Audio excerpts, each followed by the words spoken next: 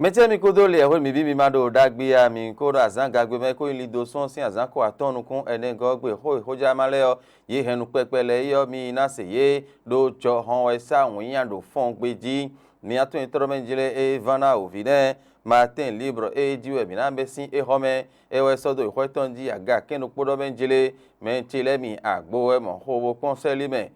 hoye diyan ese hun ya gade su ti tengbe Paul hunpe e dogu do to khodogbeta FCB yo e ba fo inchara ma menchilemi Paul hunpe do menjile fi eje tin bi odo menjile mi ada gbon doropo bo pon apa e hoye mi na no le eta un no bene sin e kun gbanji fi a lo to khodogbeta sin apa hoye Paul hunpe e dogu do to khodogbeta e ma do gboropo do kwa che kwa FCB bi gidigidi Martin libre e do ho enion Martin libre po mono menjile Bilal Yakubu ye dion e o somi e to gan to mi lo wa yiro gan so khatan ton go meon ple to vile bo do ku na onu ye mi ve ku do hoide nu se ya o e do gbe tonu ye do Martin libre se bo so do o khweton din Martin libre do po e mono le mo jangi so do anaro to men je de z do don dion o men to ku ya CP bene ya ye de dion yon le su po de subura zo wa do finen be hele benjele na so yon dajo do azo sin ale ndo to mi fio ye de ro dagbe ton ene blowen nu dagbe ne nu dagbe desu devo e hoe APCB do fie e we ndo jile ho gbalianu sima ene on 70 ene odion kwe jejile e gba amagala lo se povovo zodi an bo ponse do o kuluno mi do ko yilo yo e do be ne vile bi we do akwadu e do fi bo titime do benjile Ogbalianu 70 sima ene odion ne kadigban taun e va hiro ato e ron va hira on tin bo meto do kwe ton do e kwe karura sayin le ti tengbe yon APCB e dion e ko wa diro to de won so to ji do benjele mero podopo ni ya odoko do bo ipon kwe ni bo zande ji khuyi mai mo awe yon e ranje ti ayoji yin do Martin libre se do ton bo so do e kwe ton ji o mentilemi ne kanam logbon bonu kon ikanatin do wato mbo ayon no isi alin do to mi fio gbekli do na yi le doison high-tech world bodo Africa celebrate ye de dion na yi bo dala we ma do po mi bo no po no vi popo no vi o bo wa zo do bu bonu kan yi se kutin do wa to mo ayon ni sin alinu won ye de afomo nkan ton bo Martin libre se bo so do we kweton jin mentilemi so mi ho e ma wa ya bo romian wa da yi e to gan we so nen e bezon APSF de bene e lo mo tin ko apagbe nu wa da yi ho bo Martin libre se bo so do we kweton jin mi aso ajache news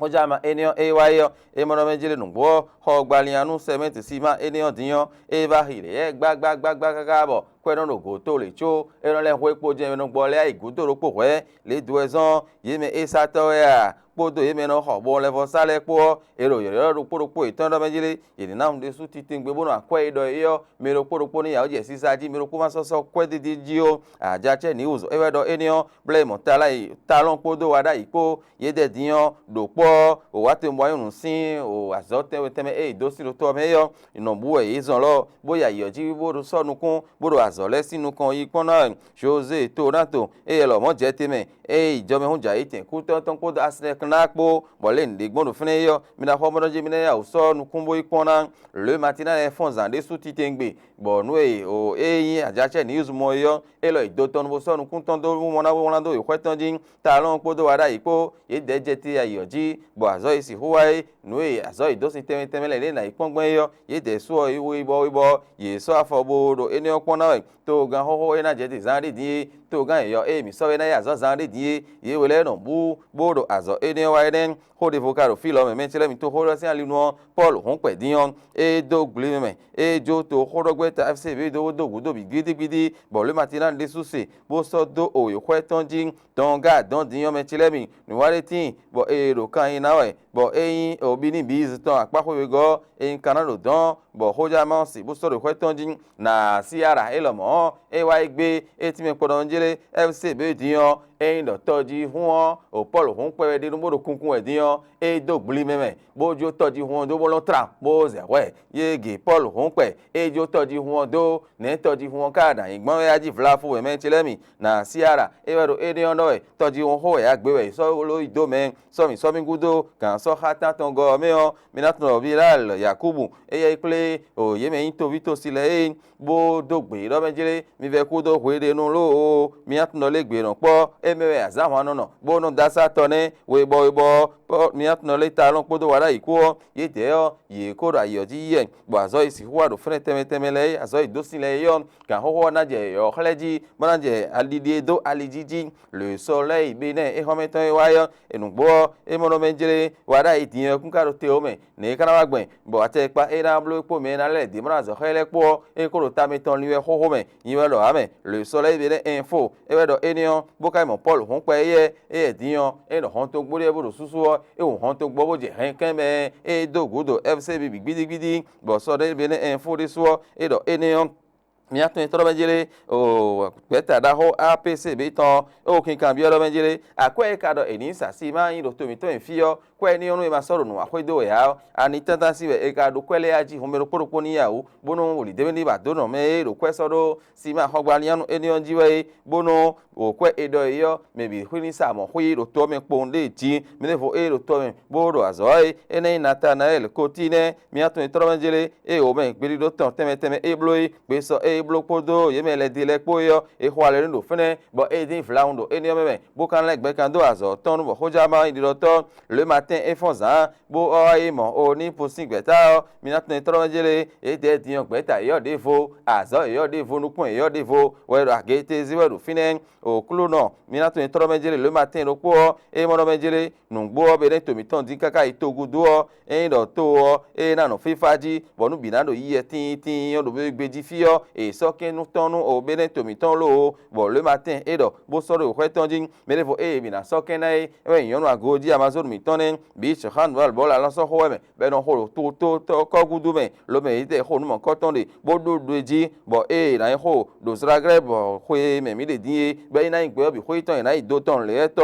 lo me ti le mi paul hon pe ho ya izen gudu o e dion e do gudu to horogbeta LCB o bo le matin de so e do enion da baro ewe mina sodin eti me po no menjele nugo ye so gbe bo ido to sileme Bilal Yakubu bo ho don to sile do fene kaka so ido ta baro lo iten to me bo so do ho etondin me ne fo e pa gbe na e we gbe so we go ye do para ku fene do to pon la eti me po no menjele Zulki Zakari ye de dion me le de bora zo he do to pon la le yo ye ko pa gbe me la ho le ko be gbon ni o ni gbe kan derun lo o Paul hon pe e dion e do gudo FCB o da baro de so e do ho enion la tribune de la capitale et hogbon ton bo mo menjele nungbo do e mi no conseil do edin yo mi se mi ado le ni pede do me na si ho azo bolele do wada ye ure ji mi o hoja ma mi na do mo je meton ro ton yin na do mi na tun le informateur ho meton ton e mo le nungbo o Paul honpe e go sintanu FC bi yo be e do pe de pon fi eje din yo e bi lo mi na do gudo ro po mo na lin tamendo apa e ho mi na no gbeta lo to mi ton e mo na fo azo devo wa ta lo po wada ipo ye de ka je te igle hwe me bo azo temi do sin lo don yo ye so nu kun bo do pin pon na fraternité e we mi na so din eti me podo menjele nungbo le somi to gantan e wa igudu Paul honpe e jo FCB do bo modo menjele vlafo misi holeano apade bo hwenu to emiton cambio hui ropo ka fime fraternité on la voton do hogule do benjele abi sena e ragete na zin bo mede inu ye tole na no fene din e conseil do e me na ho ka de vlafo bona izon la gbando aji yo no ki cambio mi de do filo Patrice Talon Romia de wada yi ye de igle hwe ba zo ten do sin do fene yo e ro pinpon bo ye o ile we bo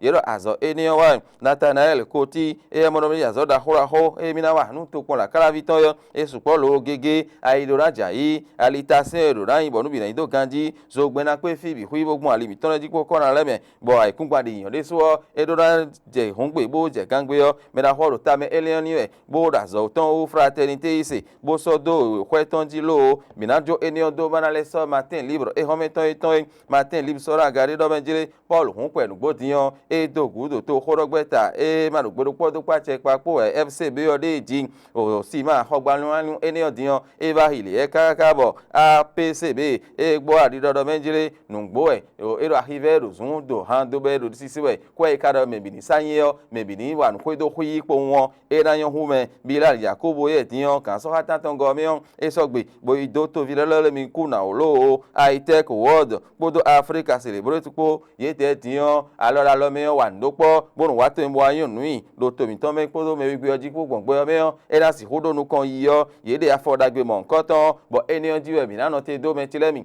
e na chen do po mi ton le ho hoja male ye henu e homele yo e do te nu mi e je mi ko de ne so yina han yo hoja ma de vole na je mi si bo mi na do le ton se